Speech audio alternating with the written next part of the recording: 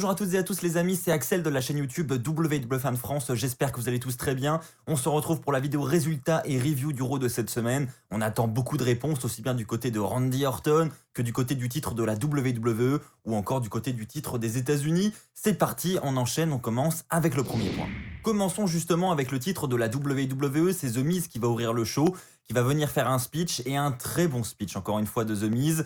Il va nous dire que tout ce qui s'est passé la semaine dernière, c'est injuste, tout simplement. C'est totalement injuste. Il est arrivé en tant que champion, il a accepté de défendre son titre, il s'attendait à le défendre, donc il l'a fait. Mais le champion a été décompté à l'extérieur, le match s'est terminé ainsi. Et c'est ce qui est stipulé dans son contrat, c'est un avantage de champion. Quand tu es champion, tu as le droit d'être décompté à l'extérieur. Tu perds ainsi le match, mais pas ta ceinture. Donc, il avait le droit de le faire. Mais non, Shane McMahon a ordonné un rematch. Et donc, The Miz a dû défendre sa ceinture 2 fois le même soir. Et il dit que c'est totalement injuste, ça n'aurait pas dû se passer ainsi. Et donc The Miz se montre totalement frustré, mais il dit qu'il va récupérer son titre ce soir. Et on nous tease donc un match entre Bobby Lashley et The Miz, et le match a lieu juste après le segment du Miz. Donc Bobby Lashley arrive, d'ailleurs très belle entrée de Bobby Lashley.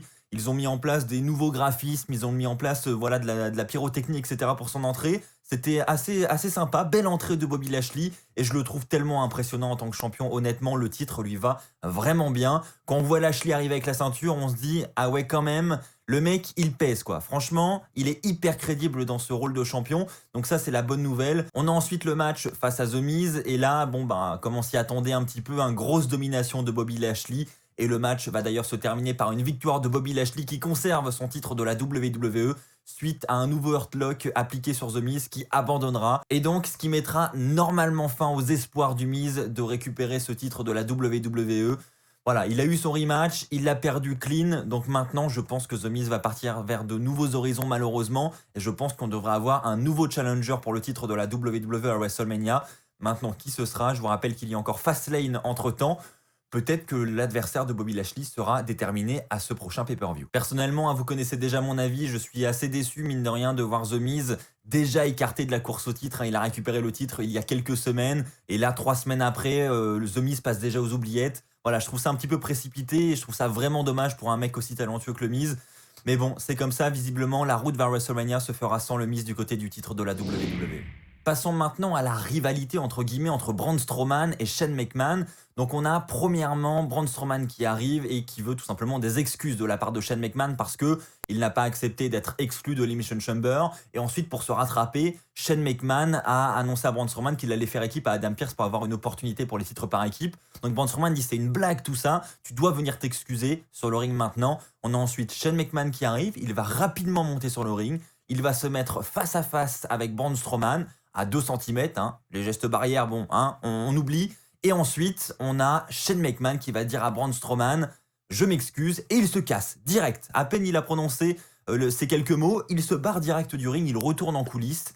Et là, on voit que Shane McMahon, ensuite, il se retourne, il hésite à dire quelque chose, mais finalement, il ne dira rien, il retournera en coulisses. Et on a Braun Strowman là qui va commencer à se venir parce qu'il en attendait un petit peu plus que ces quelques mots de la part de Shane McMahon. Mais ça n'est pas terminé puisque là encore ce sera quasiment le fil rouge de la soirée puisqu'on retrouvera Shane McMahon un petit peu plus tard. Shane McMahon va donc arriver sur le ring, Braun Strowman va le rejoindre et là Shane McMahon va ensuite commencer à blablater un petit peu sur tout ce qu'il s'est passé jusqu'ici et Shane McMahon va dire qu'il y a une chose qu'il ne se permettrait pas de faire, c'est de dire à Braun Strowman qu'il est stupide. Il dit que c'est difficile de dire à quelqu'un qu'il est stupide et ensuite il va sous-entendre quand même indirectement que Strowman est stupide, mais il dira à Braun Strowman qu'il n'a jamais dit explicitement que Braun Strowman était stupide et ça va un petit peu vénère Strowman. Strowman va ensuite partir à la course-poursuite de Shane McMahon qui lui va se barrer en courant en coulisses. On verra ensuite une voiture partir. Braun Strowman arrivera derrière cette voiture et verra justement que la voiture est partie. Bon, il est un petit peu vénère, il se dit « Ah merde, j'ai raté Shane McMahon ». Donc on voit ensuite Braun Strowman continuer à marcher en coulisses en se disant « Bon bah voilà, j'ai plus qu'à attendre la semaine prochaine maintenant pour régler mes comptes ». Et là ensuite, on a Shane McMahon qui arrive derrière et qui fait un petit coucou comme ça à Braun Strowman en mode vraiment foutage de gueule, visiblement. Donc Shane McMahon n'était pas parti dans cette voiture, il s'est juste planqué dans les coulisses. Et là, Shane McMahon va dire « Ah ouais, t'es vraiment stupide ». Bon, vous l'aurez compris les amis, on nous tease une rivalité entre Braun Strowman et Shane McMahon, j'en parle avec vous depuis plusieurs semaines maintenant. Là, ça y est, c'est quasiment officiel. Strowman devrait affronter Shane McMahon à WrestleMania. On sait que Shane McMahon aime bien avoir son match tous les ans à WrestleMania depuis son retour. Donc clairement, le match va avoir lieu. Honnêtement, comme je l'ai déjà dit, moi c'est un match qui me branche sur le papier pour les spots que va nous proposer Shane McMahon, parce qu'on le sait qu'il est toujours capable de nous proposer des trucs de malade. Donc là encore, on peut avoir des bons spots, des beaux WrestleMania moments grâce à Shane McMahon. Après, bon, ce sera pas un grand match de catch, ça c'est clair. Même la rivalité là en soi, voilà, qui tourne autour du mot stupide.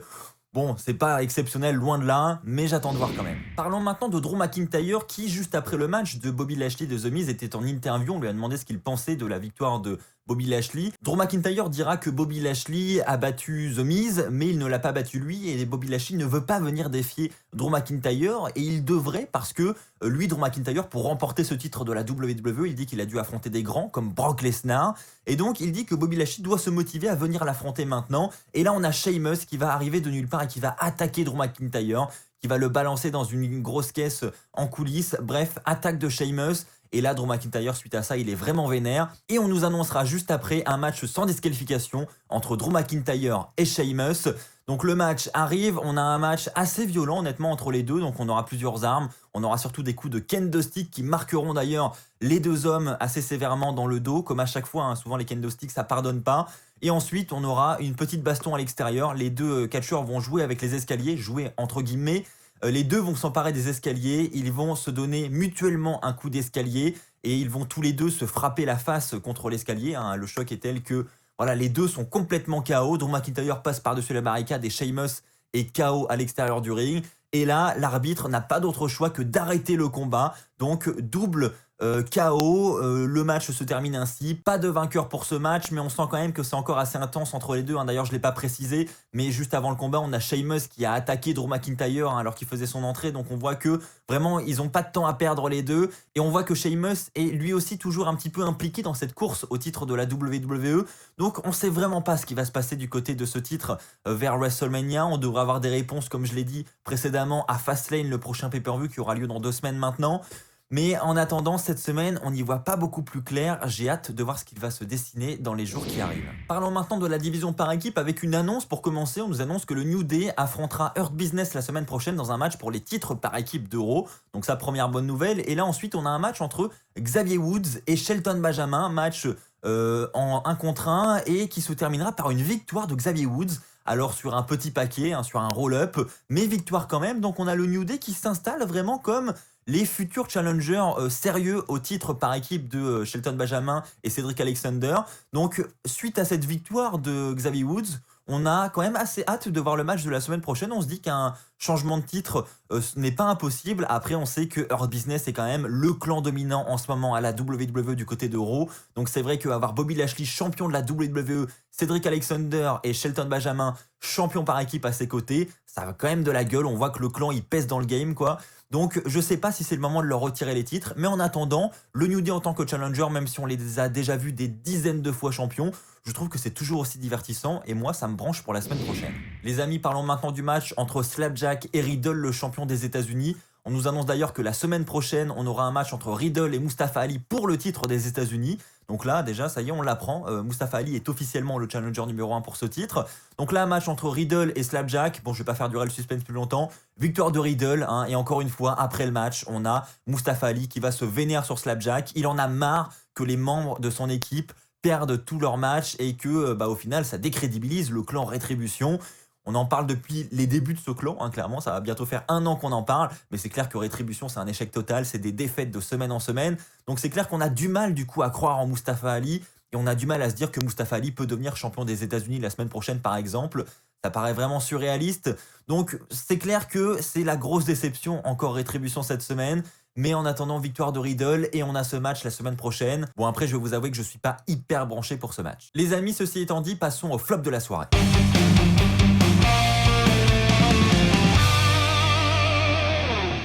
Pour le flop de la soirée, j'ai décidé de parler de la division féminine parce que selon moi, c'est toujours aussi faible en ce moment côté féminin. Donc on a Asuka qui est toujours absente, donc visiblement, là évidemment c'est pas de sa faute, elle semble toujours blessée. Donc on n'a toujours pas de championne féminine du côté de Raw cette semaine. Et ensuite on a un match premièrement pour les titres par équipe féminin. Donc si finalement Lana et Naomi ont leur opportunité, mais on voit que c'est un petit peu comme ça à l'arrache parce que les fans en parlent sur les réseaux. Donc on va tenir notre promesse, on va finalement mettre le match, mais on va s'en débarrasser vite fait, on va passer à autre chose. On va ensuite passer à Sasha Banks et Bianca Belair à Fastlane. C'est un peu l'idée, hein, je pense. Donc là, on a un match entre d'un côté Lana Naomi et de l'autre côté Nia Jax, Shayna Baszler. Victoire des championnes par équipe Nia Jax et Shayna Baszler. Et ce qu'il faut également souligner, c'est que on a un nouvel associé du côté de Nia Jax et Shayna Baszler. C'est Reginald, qui était auparavant du côté de Carmella et qui était également aux côtés de Sasha Banks indirectement à SmackDown depuis quelques semaines. Là, Reginald semble désormais s'associer à Nia Jax et Shayna Baszler. Bon, pourquoi pas. Bon, il aura tenté d'intervenir durant ce match encore une fois. Il va se prendre un dropkick de Lana qui le mettra KO et donc sur la touche pour le reste du combat. Mais ça aura suffi pour distraire les challengeuses et on aura donc une victoire de Nia Jax suite à cela.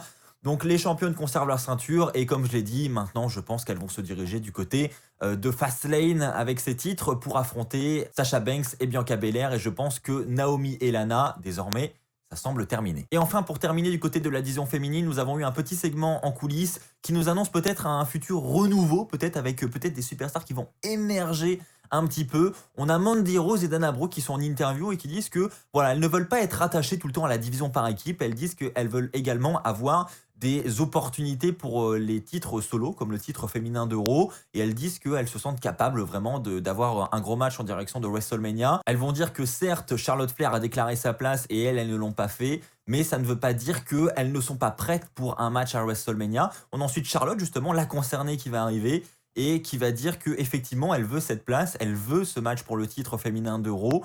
Et Dana Brooke va tout de suite rétorquer en disant « Eh bien écoute, nous aussi on le veut et on est prête pour WrestleMania ». Et Charlotte Flair va répondre en disant que cette opportunité, entre guillemets, ça se gagne un petit peu, c'est ce qu'elle sous-entend. Donc je pense qu'on utilise un futur combat entre Charlotte Flair, peut-être d'autres superstars féminines comme Dana Brooke, Mandy Rose, pour gagner cette opportunité, parce que c'est vrai que Charlotte Flair, elle a un petit peu demandé comme ça, c'est un peu sorti de nulle part, cette chance pour le titre. Donc peut-être qu'au final, on aura un match qui va être mis en place du côté de Fastlane ou durant une autre soirée. Mais en tout cas, je pense que celle qui va affronter Asuka ne sera pas déterminée comme ça au hasard. Je pense qu'elle devra remporter cette chance et ça passera très certainement par un match. Maintenant, avec qui, où ça, quand, j'en ai aucune idée. Quoi qu'il en soit, Mandy Rose et Dana Brooke semblent cette fois-ci impliquées dans la course au titre. Les amis, ceci étant dit, passons au top de la soirée.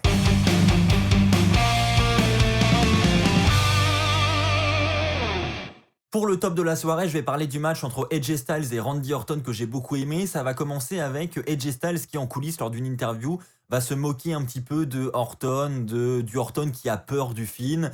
Et voilà, Orton ne va pas trop apprécier et va donc défier AJ Styles. AJ Styles va accepter ce défi. On aura donc dans le main event AJ Styles contre Randy Orton. Et honnêtement, ça va nous offrir un très bon main event, un très bon match. Encore une fois, moi j'ai passé un très bon moment devant le combat. C'est deux excellents lutteurs et ils nous ont proposé un main event de qualité cette semaine à Raw. Donc ça méritait cette place au top de la soirée. Et en plus de ça, on aura Alexa Bliss qui va s'incruster encore une fois un petit peu dans le main event de la soirée. On s'y attendait un petit peu. Mais Alexa Bliss était bel et bien là. Alexa Bliss va rigoler encore une fois. Elle va prendre une boîte d'allumettes. Elle va craquer une allumette.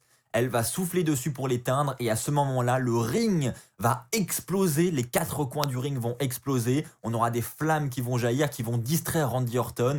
Et après ça, Randy Orton va une fois de plus se mettre à tousser et à cracher cette substance noire qui le hante depuis des semaines et des semaines. Et là, AJ Styles va en profiter, va profiter de cette distraction pour asséner son Phenomenal Forearm sur Randy Orton. Il enchaîne ensuite avec le compte de 3 pour la victoire et le show se termine avec une victoire de AJ Styles et Alexa Bliss qui rigole de cette défaite de Randy Orton. Le show se termine donc sur les rires de Alexa Bliss et Randy Orton qui lui est KO au centre du ring avec toujours cette substance noire qui coule de sa bouche. Donc voilà, on sent que la rivalité entre Randy Orton, The Fiend, Alexa Bliss continue à s'installer petit à petit. On approche à grands pas de WrestleMania et on approche également à grands pas du retour de The Fiend devant les caméras de la WWE. Autant vous dire que moi de mon côté, j'ai plus que hâte de voir ce que ça va donner. Voilà les amis, c'est ainsi que s'achève cette review de Raw. J'espère qu'elle vous aura plu. Si c'est le cas comme d'habitude, n'oubliez pas le pouce bleu pour me soutenir et pour soutenir la chaîne. N'oubliez pas également de vous abonner pour ne pas rater les futures vidéos. On approche à grands pas des 100 000 abonnés. Merci à tous ceux qui le feront. N'oubliez pas également pour ceux qui le souhaitent de m'envoyer vos petits messages vidéo pour les 100 000 abonnés si vous le souhaitez. Comme je vous l'ai dit, je souhaite vous faire participer à ce cap des 100 000 abonnés. Donc si vous voulez y participer, n'oubliez pas de m'envoyer votre vidéo, tous les détails s'affichent à l'écran. Merci à tous encore une fois d'avoir regardé cette vidéo. On se retrouve dès demain. D'ici là, portez-vous bien et n'oubliez pas, soyez toujours très très fiers d'être fan de catch. Allez, bye tout le monde.